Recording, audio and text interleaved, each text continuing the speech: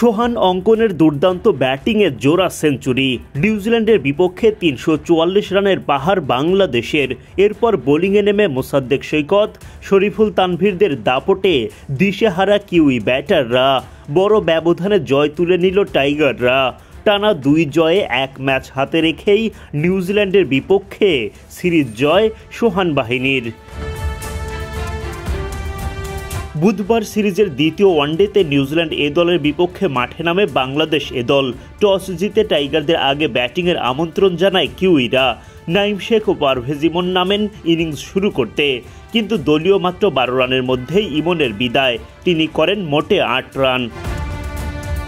এরপর এনামুল হক বিজয় জুটি গড়ে তোলেন নাঈমের সাথে, কিন্তু দুর্ভাগ্যজনক রান আউটের শিকার হয়ে বিজয় বিদায় নেন ৩৪ বলে ৩৯ রানের দারুণ সম্ভাবনাময় ইনিংস খেলে। বিজয়ের মতোই ভালো শুরুর পর উইকেট হারান ৪১ বলে ৪০ রান করা নাঈমও। ৩ উইকেট পতনের পর জুটি গড়ে তোলেন নুরুল হাসান সোহান ও মাহিদুল ইসলাম অঙ্কন। ইনিংসের ১৬তম ওভারে তাদের পার্টনারশিপের শুরু, শেষ হয় একেবারে ৪৭তম ওভারে গিয়ে। তার আগে সেঞ্চুরি তুলে নেন সোহান।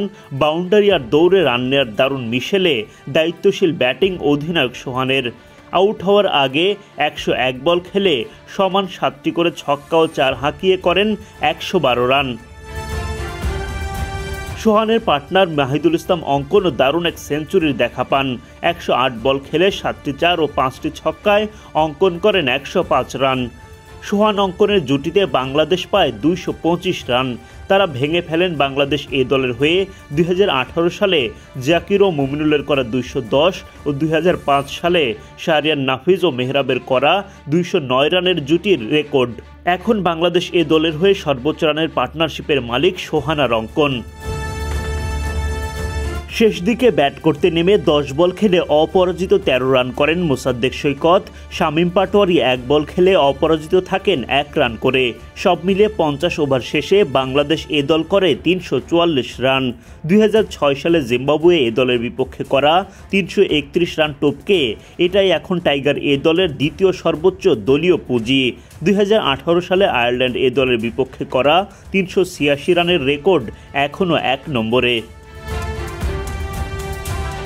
বাংলাদেশ এই দলের দেয়া ৩৪৫ রানের বিশাল লক্ষ্যে ব্যাট করতে নেমে খেই হারিয়ে ফেলেন নিউজিল্যান্ডের ব্যাটাররা। কিউই শিবিরে প্রথম আঘাত মোসাদ্দেক সৈকতের। ১৬ বলে ৫ রান করা ওপেনার কার্টিস হিপিকে ফেরান তিনি। আরেক ওপেনার ডেল ফিলিপস দুর্দান্ত ব্যাটিং করতে থাকেন, তাকে থামান শরীফুল ইসলাম।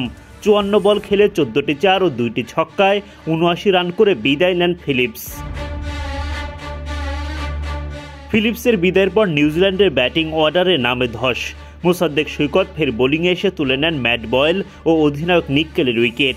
শামীম পাটোয়ারি বিদায় ঘণ্টা বাজান জো কার্টারের।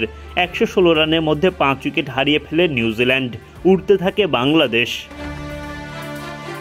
জশ ক্লার্কসনকে ফিরিয়ে ষষ্ঠ উইকেট তোলেন তানভীর ইসলাম। জ্যাক ফোলক্সের উইকেট তুলে বাংলাদেশের জন্য জয়ের পথ আরও সহজ করেন শরীফুল। রেজাউর রহমান রাজার আঘাতে অষ্টম উইকেট হারিয়ে ফেলে নিউজিল্যান্ড।